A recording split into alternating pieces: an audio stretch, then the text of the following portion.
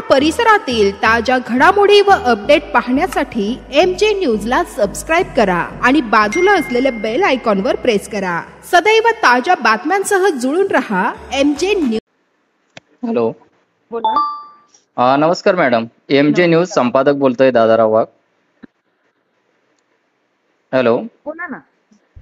विषय असा आहे, तुम्ही जामनेरला एका व्यक्तीला फोन केला होता, ईश्वर पांडुरंग तायडे यांना. हो, हा, काय विषय मॅडम? त्यांनी बिना ऑनलाईनच्या कोणत्या तरी माणसाच्या शिफारशीने भांडे दिले आहे आणि ती तक्रार माझ्याकडे नोंदली आहे. आणि त्यांचा जो ऑनलाईन प्रत आहे ना, ते माझ्याकडे सादर आहे. ते म्हणताय की ह्या माणसाने बिना ऑनलाईनचे भांडे नेले. मी यांना काय बोलली की फक्त तुम्ही तो भांड्याचा किट जमा करा आणि पुढची प्रोसेस जी असेल त्याला मी मदत करते ना तुम्हाला. मी असंही यांना बोलते. ऑनलाईन म्हणजे कसं मॅडम? ऑनलाईन म्हणजे त्यांनी भांड्याजवळ उभं राहून त्यांनी फोटो काढलेला नाही. हा, आपली बांधकाम कामगाराची जी योजना असते ना, ती रजिस्ट्रेशन केल्यानंतरच लाभ भेटतो. यांनी रजिस्ट्रेशन सुद्धा केलेलं नाहीये. आणि मॅडम त्यांच्याकडे कार्ड इश्यू आहे मॅडम. हा, कार्ड नंतर कार्डाचं ऑनलाईन जे असते ना, कार्ड आणि पावती, ते त्याचा वेगळा विषय. आणि जे वस्तूचा लाभ घ्यायला येताना तेव्हा ते भांड्यासमोर उभं राहून यांना फोटो काढावा लागतो. यांनी फोटो काढलेला नाही आणि कोणाच्या तरी शिफारशीने यांनी ती बिना ऑनलाईनची पावती दाखवून भांडे नेले आहे. पावती दाखवून. बरं, एक विषय मॅडम, माझ्याकडे आता यांचं बांधकाम कामगाराचं एक उपयुक्त संदर्भात विषय अनुषंगाने आपल्याची वाटप जी होती ना, त्याचा लेटर सादर केलेला आहे. त्या लेटरनुसार EPD कोड 420 चा गुन्हा दाखल करण्यात आला आहे. हा, तर मी यांना तेच बोलते की ह्या गुन्हा. बरं, एक मिनिट मॅडम. जामनेरला कॅम्प लागलेले आहे, बरोबर आहे? हो. समोरच्या व्यक्तीने कॅम्प मधून डायरेक्ट चोरून तर काही नेलेलं नाहीये. एक मिनिट, आमच्या साहेबांशी बोलून घ्या. हा, द्या. संपादक साहेब, हा बोला. आता विषय असा आहे, पहिले तर तुम्ही ऑनलाईन केलेलं नाही. दुसरी, तुम्ही शिक्का पैसे देऊन मिळवला, स्वतः बनवून त्याच्यावर मारून घेतला. हा दुसरा चौकशीचा विषय.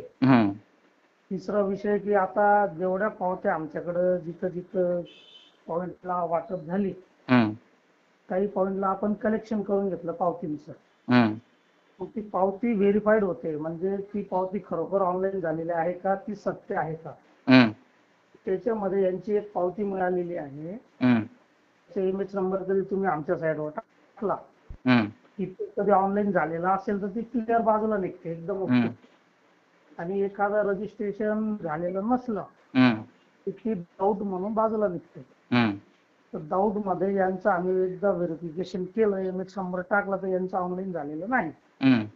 यांचा मार्ग असा आहे आता की समजा ऑनलाईन झालेलं नसलं, 1 जुलै पासून शासनाने यांना नवीन साईड ओपन करून दिली की तिथं तुम्ही अपॉइंटमेंट घ्यायची आणि मग किट मिळवायची. बरं, हे सर्व तुमचं म्हणणं बरोबर आहे. एक मिनिट माझा बोलणं आहे का? हे सर्व तुमचं म्हणणं बरोबर आहे, बरोबर. यावर खरी जिम्मेदार कोण आहे? स्थानिक ज्यांच्याकडे तुम्ही किट वाटप करताय, स्थानिक तुम्ही अधिकारी नेमलेले आहेत, त्यांची जिम्मेदारी नाही काही चेक करण्याची? नाही, मला तुम्ही फक्त एवढं उत्तर द्या, चेक करण्याची जिम्मेदारी नाही का? दुसरा विषय, जे कॅम्प लावलेले आहेत त्या कॅम्पवाल्यांनी त्यांना घरून बोलवून हे किट वाटप करताय, नाही ऐका ना. आता तर खरा 420 चा गुन्हा कोणावर व्हायला हवा, याचं उत्तर द्या मला. त्याचं तर पूर्ण नाही, याचं उत्तर द्या अगोदर. पण आपण समजा ऑनलाईन झालेलं नसताना आपण उभे राहिले, अहो तिथे 100 जण उभे राहतील, बरोबर आहे. सरकारनं एखादी कार्यक्रम योजना राबवलेली आहे, तिथे समजून घ्या 20-20च्या नोटा ठेवलेल्या आहेत, बरोबर. परंतु तुम्ही ज्या नोंदणी करणार त्यांनाच 20-20च्या नोटा देणार आहेत, बरोबर आहे. 100 लोक उभे आहे, मला तुम्ही उत्तर द्या. तुमच्याकडे यादी आहे, बरोबर आहे? नाही, यादीचा नाही विषय. कार्ड जमा होते आमच्याकडं, कार्ड अलाउन्सिंग नुसार टोकन वाटप होती. त्यांनी टोकन. मला एक सांगा, महाराष्ट्र इमारत बांधकाम कामगार कल्याणकारी मंडळ ज्यांच्याकडे कार्ड इश्यू आहे त्यांना तुम्ही हे किट वाटप करत आहे? नाही, त्यांना नाही. मग कोणाला देत आहे? ऐका, तुमची थोडी गलफत होते. तुम्ही समजून घ्या, ज्याला कार्ड पावती मिळालेली आहे तो झाला लाभार्थी. त्याने 26 योजनाचा लाभ घ्यायचा शासनाकडून. पण प्रत्येक योजनाचा लाभ घेताना विशिष्ट सिस्टम मध्ये जाऊन ऑनलाईन करायचं. जसं आता माझं काम चालू आहे जामनेरमध्ये. मे महिन्यामध्ये आम्हाला तिथं कॅम्प लावण्यात आले. बोला ना. त्यांचं ऑनलाईन रजिस्ट्रेशन केलं, त्यांच्या पावतीवर शिक्का मारला, ऑनलाईन झालेला, आणि त्या लोकांना आम्ही आता जुलैमध्ये वाटप करतोय प्रत्येक पॉईंटवर एक ठिकाणी. बरोबर आहे. मला सांगा, हा माणूस अपंग व्यक्ती आहे. एक मिनिट. आता तिथं तुमचं ऑनलाईन झालेलं नाही, बरोबर. तुम्ही तिथं आले, तुम्ही आता समोरच्या व्यक्तीचे ओळखीचे होते की प्रेराईज केलं, तो चर्चेचा विषय नंतरचा. पण आपलं झालेलं नसताना आपण समजा डॉक्युमेंट दिले आणि तिथून किट घेतलं. आता ते लक्षात आल्यानंतर आमची पहिली प्रेमाची गोष्ट आहे की त्यांना समजून सांगणे की बाबा रे, तू तिथं गेला ऑनलाईन नसताना, तू घेतलं तर एक काम कर, ते परत कर, किंवा तुला नवीन एक अपॉइंटमेंटची साईड आहे त्याच्यावर जाऊन अपॉइंटमेंट घे आणि तुला भविष्यात ती वस्तू मिळणार आहे. आता तू ऑन साईडने घुसून गेलेला आहे, ते परत करावं लागेल. ही सूचना बघा, एक नोटीस आहे, एक लेखी स्वरूपात देऊ, एक ओरल स्वरूपात. नाही, ठीक आहे, तुमचं म्हणणं बरोबर आहे. बरोबर आहे. तरी सुद्धा समोरचा व्यक्ती हुशार असेल तर त्याने ते कायदेशीर लढा द्यावा त्या गोष्टी. हा, तो तर कायदेशीर लढा देणारच आहे. विषय काय आहे, तुम्ही त्याने काही तिथे येऊन सण टाकलेला नाहीये. तुमच्या इथून स्थानिक कॅम्प मधून त्याला फोन गेला, त्याच्यानंतरच तो तिथं पोहोचला, आणि त्याच्यानंतर तुम्हीच तर तिथे त्याला देऊन सण. एक मिनिट माझा ऐका पहिले. तुम्हीच त्याला देऊन सण त्याला म्हणता की तू चोर आहे, तू तिथून चोरून नेलं. अजून आम्ही बोललेलो नाही. आता आम्ही फक्त एवढं सांगतो की तुम्ही ऑनलाईन झालेलं नसताना वस्तू नेली आहे. आता तुम्हाला 2 ऑप्शन आहेत. पहिले ती वस्तू परत करणे, अपॉइंटमेंट घेणे, परत त्या वस्तूचा लाभ घेणे. असे किती लोक झाले जामनेर मध्ये? काय 20,000 लोक ऑनलाईन झाले? नाही, किती लोकांना ऑनलाईन न करता देण्यात आला किट? आता तो सर्च रिपोर्ट यायचा बाकी आहे. प्रत्येक दिवसाचा एक पॉईंट निघतोय. त्याच्यात जो व्यक्ती बिना याचं कधी सापडला तर त्याला एक सूचना वजा फोन जातोय. त्याने कधी प्रेमाची भाषा ऐकली तर बिचाराचं चांगलं काम आहे, किंवा तो अति हुशार असेल, दाखला द्यावा आणि लढावं शासनाशी आमचे. त्याला त्याचे सगळे मला नाही, मला तर इथं म्हणजे अति हुशार कोण आहे ते एका मिनिटात समजतंय की बुवा नेमकं तुम्ही काय दाखवताय, जनतेला वेठी धरताय. तुमच्याकडून हे गलती व्हायलाच नको पाहिजे ना. ऐका, तुम्ही जो मला माझं उत्तर नाही मिळत आहे. मी तुम्हाला विचारतो की तुम्ही ते किट प्रोव्हाइड केली कशी काय समोरच्या व्यक्तीला जर ऑनलाईन नाही तर? आता हा जो मुद्दा आहे ना तुमचा, आता 2 पॉईंट झाले आमचे. एक झालं पहूर आणि पाळधी. तिथं हा मॅटर घडलेला आहे. तिथं काही राजकीय व्यक्तींनी माझे लॅपटॉप, माझे माणसं यांना डायरेक्ट बाजूला करून दिले की आता चेकिंग करू नको. आता त्याच्यावर प्रेशर आणलं आमच्या काही लोकांना, आणि त्यांना बाजूला गेल्यावर एकच आदेश केले की मी म्हणशील तसा तुम्ही एक काम करा, फक्त पावत्या गोळा करा आणि द्या, मी बसलेलो इथं. ठीक आहे ना. मग सर्वात अगोदर तुमच्या नाही ऐका ना माझं, तुमच्या जवळून ते लॅपटॉप घेत आहे, सर्वात अगोदर तर त्या व्यक्तीवर गुन्हा दाखल व्हायला हवा ना तिथं. तो त्याच्यात अडकलेला नाही. त्याने फक्त काय केलं, बोला ना. काल केकत निंबोराला वाटलं. तुम्ही आले होते का याला जामनेर सिटीला विजिट? मी जामनेर मध्ये होतो, भाऊंच्या हस्ते वाटप झाले त्या दिवशी पण होतो मी. तुम्ही? हो, आलो होतो. तर आपण त्या दिवशी काय केलं होतं सर, 10 तारीख, 11 तारीख, 12 तारीख आणि 13 तारीखचे लाभार्थी थांबवले. पुढच्या लाभार्थ्यांना सूचना करून दिली की पुढचे 14, 15 ते 20 तारखेपर्यंत लाभार्थ्यांनी दुसऱ्या दिवशी यावं.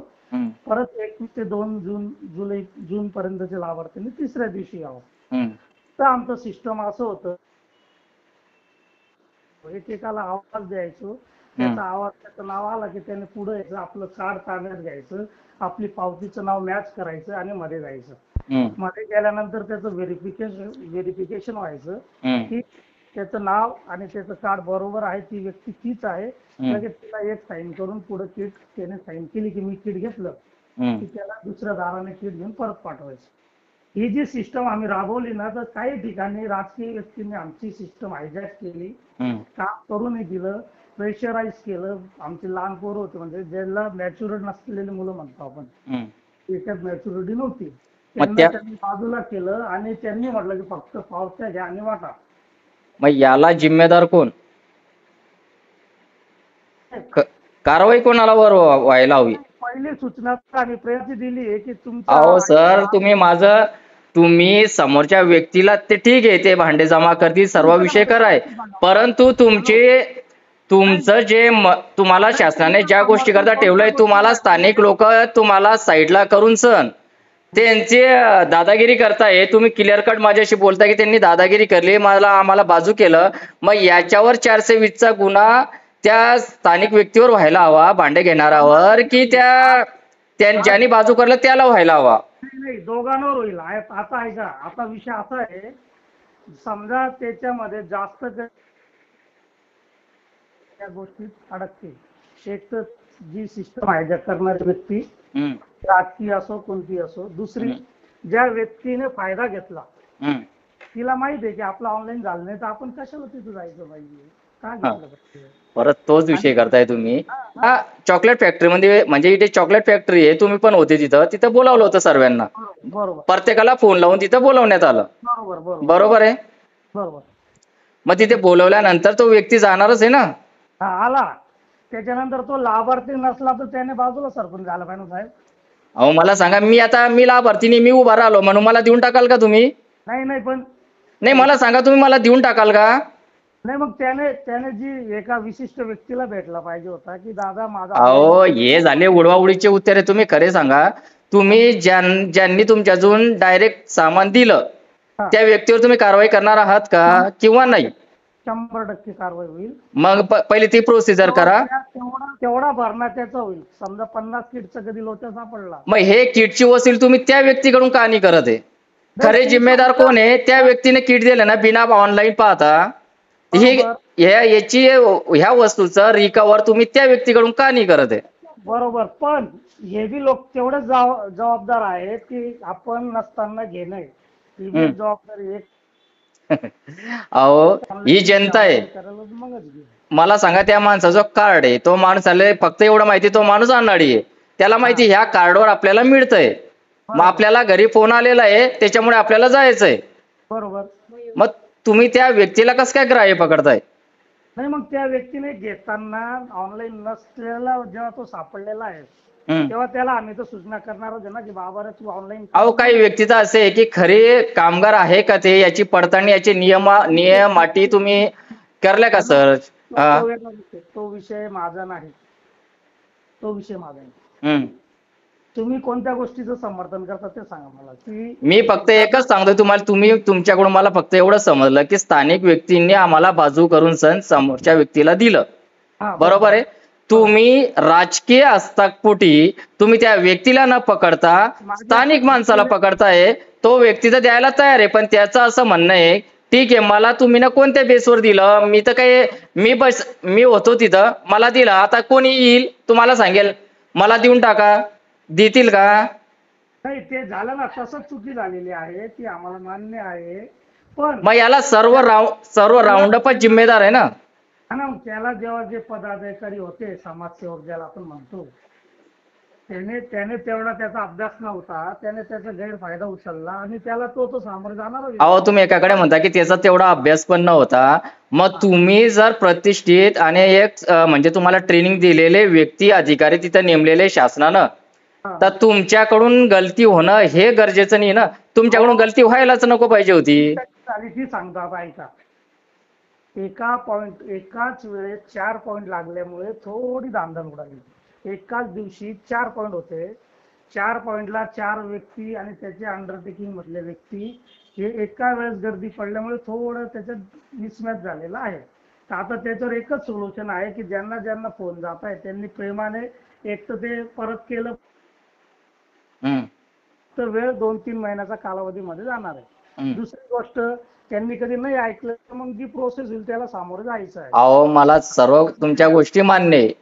माझं असं म्हणणं आहे, तुम्ही ज्या लाभार्थीनं घेतलं त्याच्या व्यतिरिक्त त्या लाभार्थीला देणारा व्यक्ती आणि त्या ठिकाणी असलेला शासकीय कर्मचारी. नाही, शासकीय नाही आपलं, तुम्ही एक लक्षात घ्या, शासकीय असो या नसो या तुम्ही ना शासनाने तुम्हाला जो तुम्हाला दिलेले तुमच्या ताब्यात ते व्यक्ती बरोबर हे 3 व्यक्तीवर तुम्ही गुन्हे दाखल करणार आहात किंवा नाही? 100% होती. बस मला फक्त तेवढंच उत्तर हवं होतं, कारण माझा फोन रेकॉर्डिंगवर आहे, ऑनलाईन आहे, फेसबुक ऑनलाईन चालू आहे, त्याच्यामुळे मी तुम्हाला विचारतोय की तुम्ही ह्या 3 व्यक्तीला ग्राह्य पकडून केस दाखल करणार आहात? पहिले प्रेमाने होईल साहेब. हा, मला फक्त तेवढंच उत्तर हवंय. पहिले प्रेमाने होईल. अति हुशार तर आपल्या आपल्या नियमाने होतील फक्त. हो, आपलं नाव काय सर? शेख सर बोलतो. शेख सर.